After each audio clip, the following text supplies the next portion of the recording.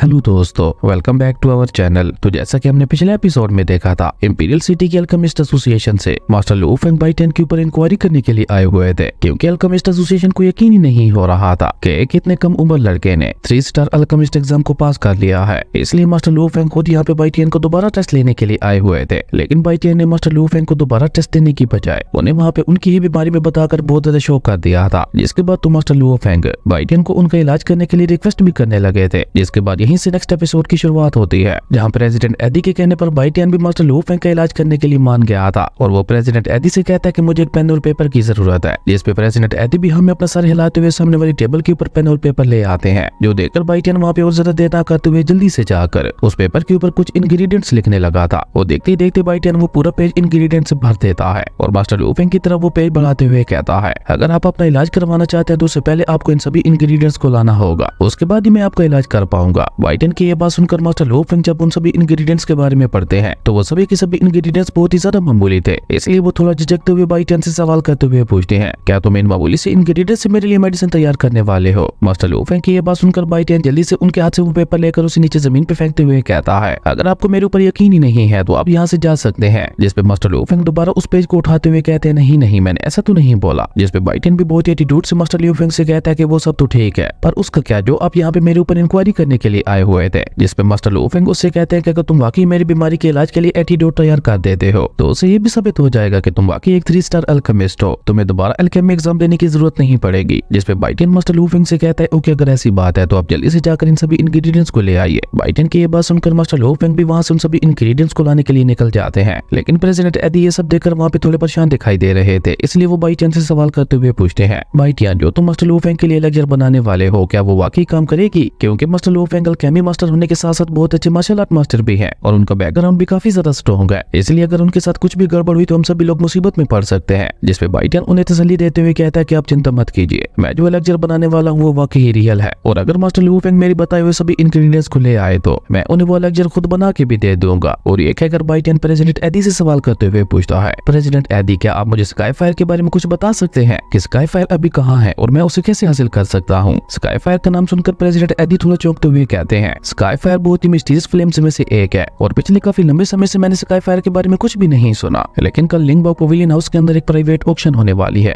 जिसके बारे में मैंने सुना है कि वहाँ स्काई फायर से रिलेटेड भी कोई ट्रायल आने वाला है, तो अगर तुम वहाँ जाकर चेक करते हो तो मैं भी तुम्हें वहाँ पे स्काई फायर मिल जाए। प्रेसिडेंट एडी की ये बात सुनकर बाइटियन एक्साइटेड होते हुए प्रेसिडेंट एडी से कहता है, प्रेसिडेंट एडी क्या आप उस प्राइवेट ऑक्शन की टिकट्स को बुक करवाने में मेरी मदद कर सकते हैं? जिस पे प्रेसिडेंट एडी उसे कहते हैं, ये तो बहुत ही सिंपल है, मैं आज ही तुम्हारे लिए वहाँ की टिकट बुक करवा दूंगा। प्रेसिडेंट एडी की ये बात सुनकर बाइटियन वहाँ पे उनका शुक्रिया अदा करता है और उसके बाद वहाँ पे एक पेज को निकालता है जिसके ऊपर कुछ अल्केमी हर्ब्स के बारे में लिखा हुआ था। वो पेज बाइटियन प्रेसिडेंट एडी को दिखाते हुए उनसे पूछता है, क्या ये सभी हर्ब्स मुझे यहाँ से मिल जाएंगे? पर जैसे ही प्रेसिडेंट एडी उस पेज के ऊपर लिखे हुए हर्ब्स के बारे में पढ़ते हैं तो वो जोकते हुए कहते हैं, ये तो एक टॉप ग्रेड की जुबान पिल को रिफाइन करने वाला मटेरियल है। जिस पे बाइटियन प्रेसिडेंट एडी से कहता है कि आपने बिल्कुल सही पहचाना, मैं अपने लिए एक टॉप क्वालिटी की मिस्टीरियस पिल को रिफाइन करना चाहता हूँ, जिसके लिए मुझे इन सभी इंग्रेडिएंट्स की जरूरत होगी। जिस पे प्रेसिडेंट एडी बाइटियन की तारीफ करते हुए कहते हैं, बाइटियन तुम तो अल्केमी में दिन ब दिन और भी ज्यादा अच्छे होते जा रहे हो। अपनी तारीफ सुनकर बाइटियन प्रेसिडेंट एडी से कहता है कि ये कोई इतनी बड़ी बात भी नहीं है। जिस पे प्रेसिडेंट एडी उससे कहता है, ओके तुम यहीं पे मेरा वेट करो, मैं अभी इन इंग्रेडिएंट्स के बारे में पता करके आता हूँ। लेकिन वहाँ से जाने से पहले प्रेसिडेंट एडी अपनी ग्रैंड डॉटर मूली से कहते हैं कि तुम यहीं पे बाइटियन के साथ ही रुको, तब तक मैं मेडिकल हाउस में जाकर इन एलर्जीज के बारे में पता करके आता हूँ। जिस पे मूली भी खुश होते हुए अपने ग्रैंडफादर से कहती है, ग्रैंडफादर आप आराम से जाइए, मैं यहाँ पे बाइटियन का अच्छे से ख्याल रखूंगी। उसके बाद जैसे ही प्रेसिडेंट एडी वहाँ से जाते हैं तो मूली जल्दी से बाइटियन को एक चेयर के ऊपर बैठाते हुए उसे कॉफी ऑफर करती है, जिसे बाइटियन भी लेते हुए चुपचाप वहाँ पे पीने लगा था। जो देखकर मूली बाइटियन से कहती है, सीनियर बाइटियन मेरे अल्केमी को लेकर कुछ सवाल है, क्या आप मुझे उनके बारे में कुछ बता सकते हैं? जिस पे बाइटियन उसे कहता है कि हाँ पूछो पूछो, तुम क्या पूछना चाहते हो? जिस पे मूली बाइटियन को बताती है कि मैं जब भी एक 3rd ग्रेड की पिल को रिफाइन करने की कोशिश करती हूँ तो मेरी फायर अचानक आउट ऑफ कंट्रोल हो जाती है, तो क्या आपके पास इसके बारे में कोई सोल्यूशन है? जिस पे बाइटियन उसे चाय का कप वापस देते हुए कहता है कि मुझे अपनी फायर दिखाओ। बाइटियन की ये बात सुनकर मूली भी वहाँ पे अपनी ग्रीन फायर को समन करते हुए बाइटियन को उसे दिखाने लगती है, जिसे बाइटियन काफी गौर से देखते हुए मूली से कहता है, तुम्हारी फायर कंट्रोल स्किल्स में काफी ज्यादा प्रॉब्लम्स है। और ये कहकर बाइटियन वहाँ पे खड़ा होते हुए मूली से कहता है कि आप गौर से देखना, इससे तुम्हें अपनी फायर को कंट्रोल करने में काफी ज्यादा मदद मिलेगी। और ये कहकर बाइटियन अचानक ही वहाँ पे अपनी फायर को अपनी मेरिडियस में सर्कुलेट करते हुए अपनी हेमली फायर को वहाँ पे समन करने लगा था। और जैसे ही वहाँ पे बाइटियन की हेमली फ्लेम बाहर आती है तो उसे इतना ज्यादा पावरफुल ऑरा निकलता है कि बेचारी मूली वहाँ पे खिसकते हुए थोड़ी पीछे चली गई थी। पर उसी के साथ साथ वो वहाँ पे बाइटियन की हेमली फ्लेम को देखकर खुश होते हुए कहती है, आपकी ये फ्लेम तो मेरी फ्लेम से कई गुना ज्यादा ताकतवर दिखाई दे रही है और ये कहकर वो बाइटियन से कहती है, सीनियर बाइटियन क्या आप मुझे अपना डिसेबल बना सकते हैं? जिसपे बाइटियन नाम में अपना सर हिलाते हुए उससे कहता है कि अभी मेरा डिसेबल बनाने में कोई भी इंटरेस्ट नहीं है, क्योंकि अभी तो मैं ये सब खुद सीख रहा हूँ। बाइटियन की ये बात सुनकर मूली वहाँ पे थोड़ा सैड हो गई थी, जो देखकर बाइटियन उससे कहता है, पर अगर फ्यूचर में तुम्हें अल्केमी को लेकर कोई भी प्रॉब्लम हो तो तुम बिला झिझक उस प्रॉब्लम का सोल्यूशन लेने के लिए मेरे पास आ सकती हो। बाइटियन की ये बात सुनकर मूली भी वहाँ पे खुश हो जाती है और वो इसके लिए वहाँ पे बाइटियन का शुक्रिया अदा भी करने लगी थी। और इसी बीच प्रेसिडेंट एडी भी वहाँ पे बाइटियन के बताए हुए इंग्रेडिएंट्स को लेकर आ जाते हैं और प्रेसिडेंट एडी बाइटियन को वो इंग्रेडिएंट्स वाला बॉक्स देते हुए कहते हैं, क्योंकि तुम मेरी अल्केमिस्ट एसोसिएशन के ही एक मेंबर हो तो इसलिए मैं तुम्हें इन सभी एलेक्सेस के ऊपर 20% ऑफ दे रहा हूँ और 20% ऑफ के बाद अब तुम इन सभी एलेक्सेस के लिए मुझे सिर्फ 4 मिलियन गोल्डन कॉइन्स ही देने होंगे। 4 मिलियन गोल्डन कॉइन्स का सुनकर बाइटियन को वहाँ पे एक झटका लगता है, क्योंकि अभी उसके पास इतने पैसे नहीं थे। जो देखकर मूली उससे कहते हैं, सीनियर बाइटियन आपने मेरी फाइल को कंट्रोल करने में मेरी काफी ज्यादा मदद की है, इसलिए थैंक यू के तौर पर इन सभी एलेक्सेस की कीमत मैं अदा करना चाहती हूँ। जिसपे बाइटियन भी उसका शुक्रिया अदा करते हुए कहता है कि जब मेरे पास पैसे आ जाएंगे तब मैं तुम्हें तुम्हारे पैसे वापस लौटा दूंगा। जिसमें मूली भी खुशी खुशी प्रेसिडेंट एडी को वहाँ पे अपना कार्ड दे देती है और इसी बीच वहाँ पे मास्टर लू फेंग की भी एंट्री होती है,